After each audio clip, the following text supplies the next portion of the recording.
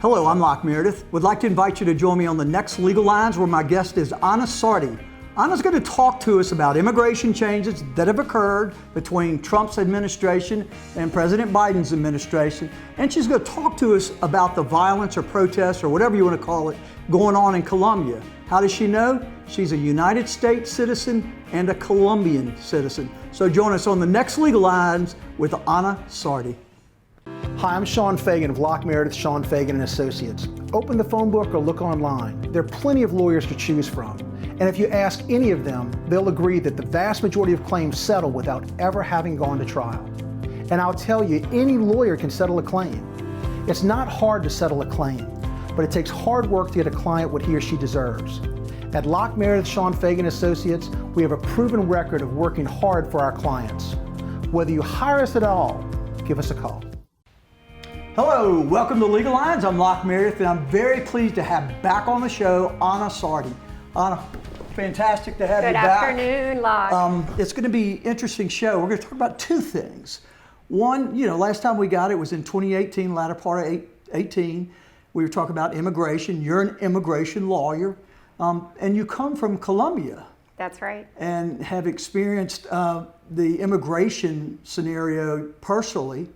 But you've also experienced, to some degree, what's going on in Colombia right now. So I think literally you have firsthand knowledge of all of this, both on that side and on this side. So dive in quickly, just tell folks about yourself and kind of give some meat to the bones there, and Absolutely. Then we'll dive into Colombia. What's going on? Thank you. So my name is Anna Sardi. I'm an immigration attorney here in Baton Rouge. We also have an office in New Orleans. I am a Colombian citizen and now a United States citizen. Which took 27 years, as I recall. Yes, sir. 27 years, even though my mother is an American citizen, born and raised. So by law, you were a citizen. Correct, but she actually grew up in Colombia most of her life. And so at the time that we decided to immigrate to the United States by force, really, at that time, it wasn't available for me. So we had to immigrate through my husband's work visa. He's a doctor, and we immigrated through his work visa. And that process, is extremely slow. We had to become permanent residents first, and then we had to take a test to naturalize American citizens. So now we're dual citizens, both him and I, and our youngest son, Pablo, who now works with me. He was also born in Colombia. Daniela, our daughter, was born here in the United States, so she was an American citizen from birth.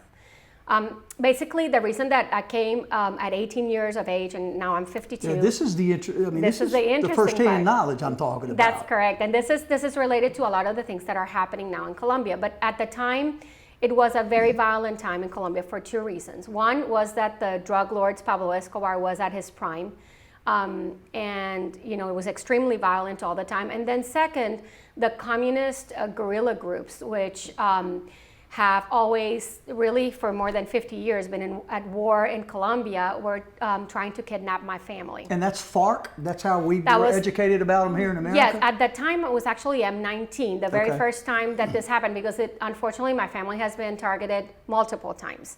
So when I came in it was 1988, my oldest brother had been kidnapped by the M19. That later became actually a political group, and they were in Congress and everything. And M19 had kidnapped my brother because one of the heads of the M19 had gone to school with him and knew the family and knew, that my father was a sugarcane plantation owner and so on and so forth. So anyway, he was kidnapped and then was rescued. And after that, I became a target. And the reason I became a target was I'm the youngest of 7 children. I am the only daughter, the only girl. So you're the queen, or the princess exactly. at least. But I was 18, and at 18 years old, I was partying with my friends. I was going to school. I was actually in university in Cali. So I was a sitting duck. And the first thing that my parents did was, which was crazy if you think about it, is I had bodyguards.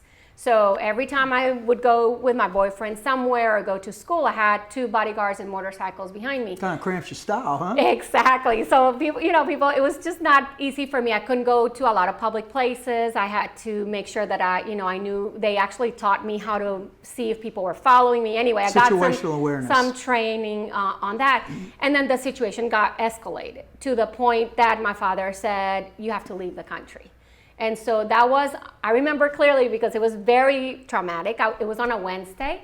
On Thursday, I was with my mom at the U.S. Embassy in Bogota, and on Friday, I was in New Orleans. So within 2 days, I was taken out of the country, and basically my life changed. And of course, today, I think it's wonderful, right? Things happen for a reason, but it was extremely traumatic. It reminds me of my very close friend, Dario Barrio. Similar situation, very young. He was 12 and got shipped over, didn't speak a lick of English, and dove in, and very successful now. So fortunately, over the years, Colombia changed governments to a government that was extremely strict, extremely conservative in a way, but it was a blessing to us. Before we dive in current, give me a little history, say for the last, 100 years if you can, because it sounded like in our previous conversation, it's a pendulum that swings. But it swings big, it seems like. Correct. So like in the Colombia has always been very violent for many reasons. I guess Latin America in general has had the same issues. But Colombia, we are a republic, and we've had democratic governments, meaning not democratic from a political standpoint, but democratic because they're elected. And it's a direct vote election. There's no electoral college. Which is fascinating. No electoral college. So one vote per citizen has its own value. But then you have representatives that represent the citizenry.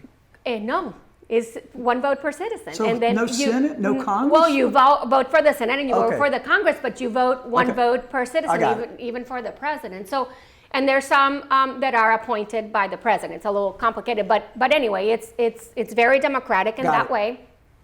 And so over the years, there's been a lot of violence. And one time there was a fight between the Republicans and the Democrats, so the conservatives and the liberals, that became extremely violent. And after that, we had a military government for years, and in the 1950s. And then after that, it's been really, again, a republic. And, it's just had a lot of violence.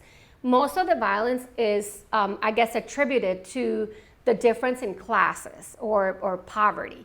Because unfortunately in third world countries or Latin America, you have, specifically in Latin America, but you have it all over the world, that difference and just a lot of injustice. Socioeconomic status. Correct. Meaning money. Exactly, but it also has injustices, like, some people don't even have how to eat or things like that. And even if you try, the violence is so much that sometimes you can't really make that enough change. So attempt to create a social safety net for folks. And that's doesn't why succeed because of violence and the drugs. But that's been the history of all of these countries. I mean, if you look at Cuba, it was the same way. If you look at Venezuela, it was the same way, right? You have this Chavez and now Maduro. Correct. You have that inequality, and then it's perfect ground for someone to come in and promise a change. They're going to fix it, and you're going to love it. And exactly. And so people believe. People believe, and they make the change, and then all this happens, and then you have a perfect breeding ground for a totalitarian government that will never go away, and who in reality doesn't make any change. So what's going on now? Correct. So we have because you have a democratic government, right? We did. So president, military, the whole bit. We have a democratic government again, but the change of the violence is not. The poverty and all that has somewhat changed, but not enough, I guess. And so, again, the government was trying to make a change. I mean, COVID has been devastating for the whole world, right? And you have people now with poverty that now don't even have how to eat. And our government doesn't have money like the United States to give assistance to these people. I mean, they've tried, but it's not enough. It's never really enough, right? And so the government tried to pass a law changing the taxes. While we continue this on the next segment, very good. This is Locke Meredith with Legal Lounge, my very special guest, Anna Sardi, immigration attorney and resident, or citizen rather, of both the U.S. and Colombia. We'll be right back. Hi, I'm Mitchell Meredith. Injuries happen when you least expect them to, making your life more complicated. At Locke Meredith, Sean Fagan and Associates, we know this and we strive to help each of our clients during these times. Whether you hire us at all, give us a call at 272-5555. Hi, I'm Sean Fagan of Locke Meredith, Sean Fagan and Associates. When insurance companies have been unfair, we've never been afraid to go to trial. Fighting hard to protect your rights, we never settle a case out of convenience. We only settle when it's right for you. Whether you hire us at all, give us a call. I'm lawyer Collins Locke Meredith. Trust is important when hiring an injury law firm. At Locke Meredith, Sean Fagan Associates, thousands have trusted us and gotten the results they deserved. Visit us at LockeMeredith.com. Whether you hire us at all, give us a call, 272-5555. Welcome back to Legal Lines. I'm Locke Meredith. I'm pleased to have back on the show Anna Sardi. She is an immigration attorney and a citizen of America and Colombia. We're talking about the violence in Colombia and why it's going on, what's happening, and how it's possibly going to affect America. Let's dive back in. So I asked you before we shut off there that what are the current conditions in Colombia? So we have this new president. He's been there for a couple of years, and he wanted to make a change, trying to fix the situation with the COVID and the monetary, like a safety social net for folks. And he created this tax law, which maybe had not been really thought through correctly. Coming right on the heels or in the middle of the virus. A crisis, exactly. Yeah. And so he passes this law, and the people start protesting. And that was an executive order, or was your Congress involved? No, it was an executive order. Okay. And so they passed this, and it's called the tax reform. And basically, people start rioting and protesting. But the problem was that, when you look at what the protesters want, okay, those things are legitimate. They want better salaries. They want Social Security. They want certain things that everybody wants. So they're legitimate. But within those protesters, what we found out, and I say we, I'm not part of that, but what the intelligence found out was that they were infiltrations of the Venezuelan government, of the guerrilla of Colombia, these insurgents that have been there forever, and that they started kind of financing and creating all these issues because the government actually withdrew the tax code or the new tax law, right? And the protests continued. And they got worse. So in the city. But the problem has been their complaints, the ones that are legitimate complaints, have not been solved. Can they be solved? Can they be met? So they have to work on them, right? Because you have to do a rehaul of the Social Security. You have to do these things. Takes time and but it takes violence doesn't make those recalls. But now we have candidates stating that they are going to make the change, and these candidates are basically on the heels of what Venezuela is, and they've been supported by Venezuela. And so you think they're more communist or socialist leaning? I think so, and that's not because they're backed by Venezuela. Absolutely, and other and communist just their socialist ideas countries. And things. So it's not just a hunch, okay? And then I'm going to tell you, Locke, this is the stuff that bothers me more, because I've lived through the things, okay? And I am a person that grew up with privileges, I guess, but my family has always worked to better the country. In what sense? We've created businesses, we've created work, we've created jobs, we've created, social programs. My mom worked with the poor since the day she married my dad when she was 16 years old. And she was kidnapped. She was kidnapped, but she's turning 90 next week, okay? And she has worked all her life with this very poor society, trying to educate the children, with my family donating a school, donating. So my point is that you can't take away these new movements are saying, the rich need to get out. We don't want the rich. The rich are bad for the country. The rich are the people that create jobs, that create, businesses. So what's happening now in Colombia with all this commotion is that that thing with the tax was just an excuse, because there's all these revolutions going on. They're destroying. So like in my city where the worst riots happen, they destroyed public transportation. Which helps those folks. Hurts the poor.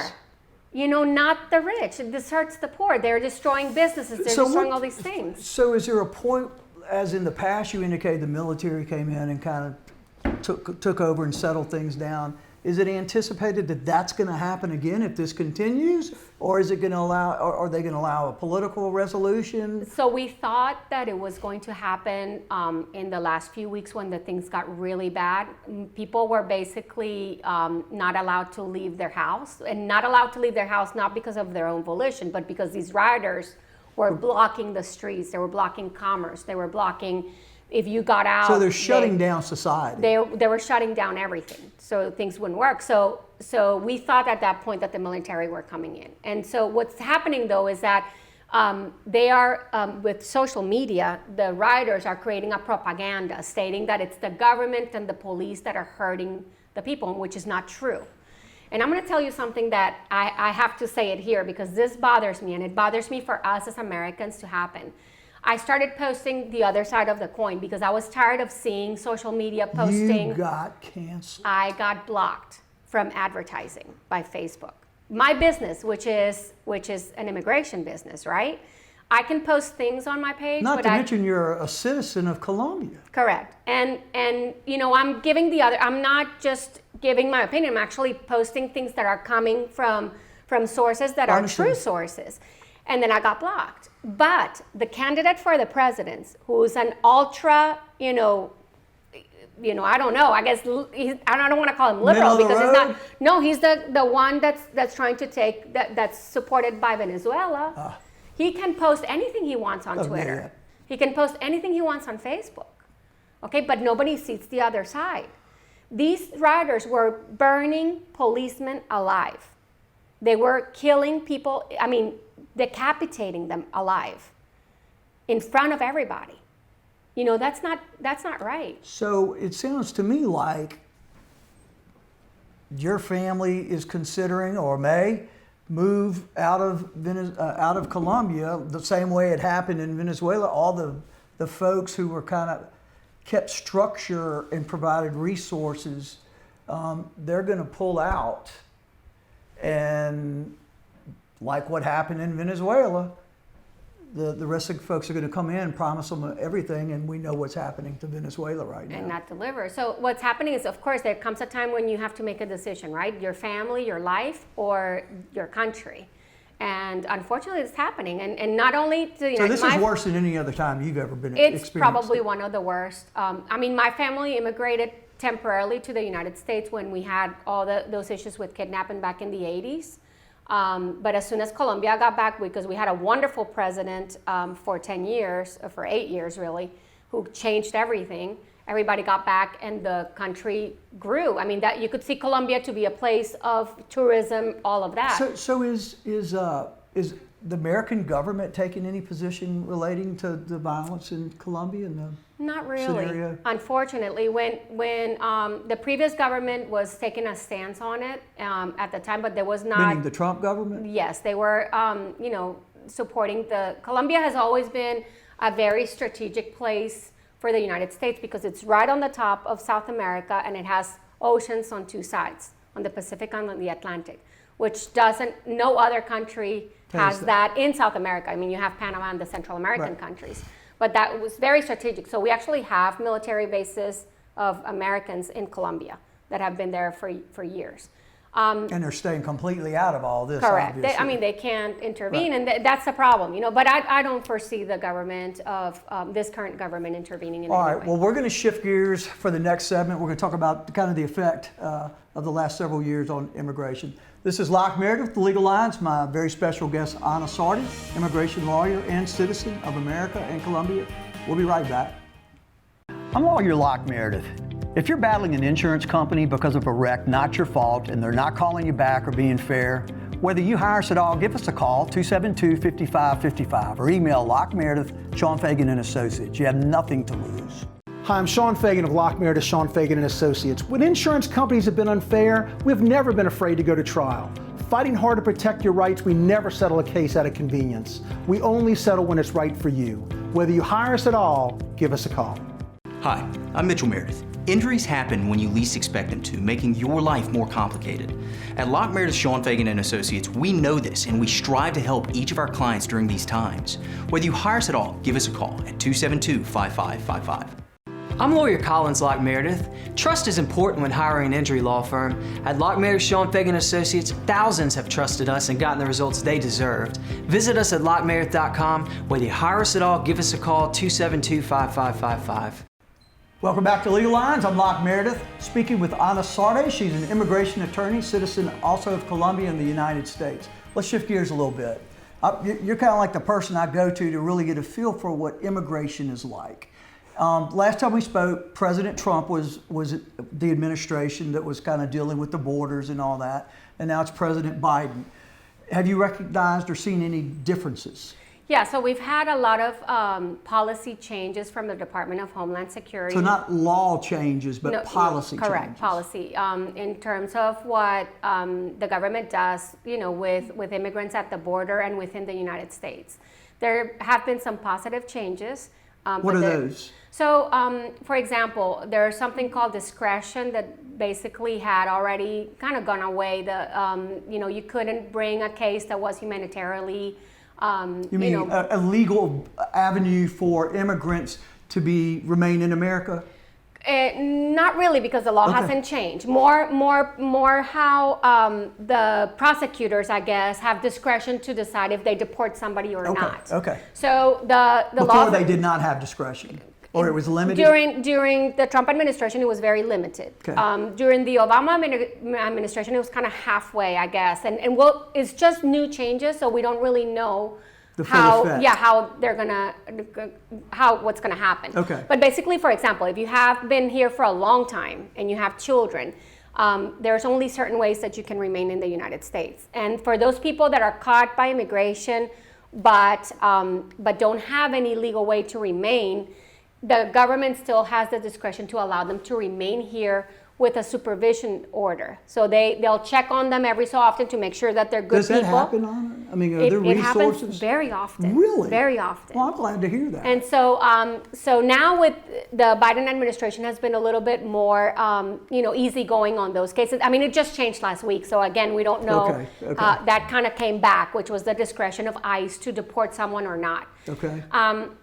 What's gotten worse, though, is there's more what people understand as catch and release. Right.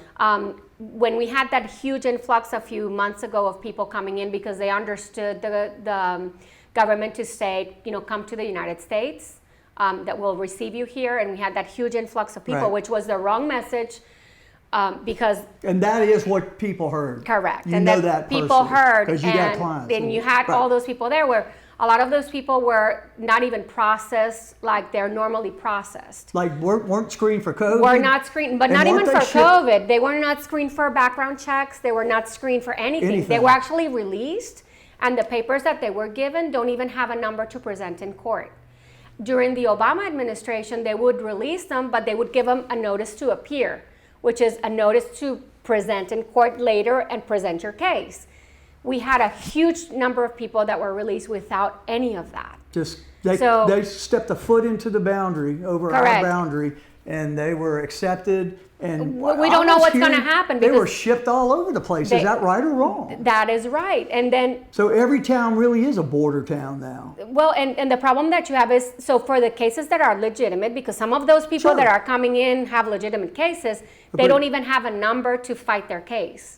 They were not even given a number. So when you are processed through immigration, whether you're a legal permanent resident, whether you come legally or illegally, you're given a number, almost like a social security number, but it's called the alien number. And that alien number is your identification to fight your case, to present your paperwork, to do whatever it is that you need to do. And these people were released without that.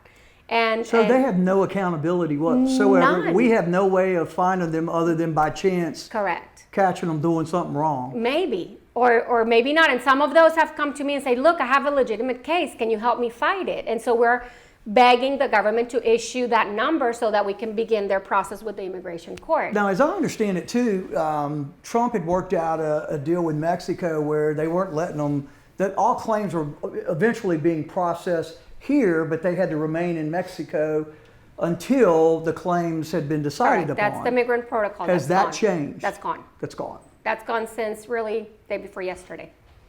So we don't know what's going to happen with that because a lot of people were left back in Mexico doing the thing. The problem is that that was a great idea from the government in terms of processing, because the courts inside the United States are extremely backlogged, but it was a bad idea because Mexico is not a safe place. So for the people that have legitimate claims that are really coming for the fear of what's happening in their country, when you put them back in Mexico, they're prime, Just as bad. Yeah, Or because worse. they're going to be kidnapped, they're going to be But it's raped, they're worse. going to be, so it's worse. It doesn't really help. So, because I'm sure you've heard it, and you may actually hear it from your clients or potential clients, that it's not safe, and the reason it's not safe is, these cartel guys, these coyotes, and I'm not talking about an animal, it's human beings that bring other folks over illegally.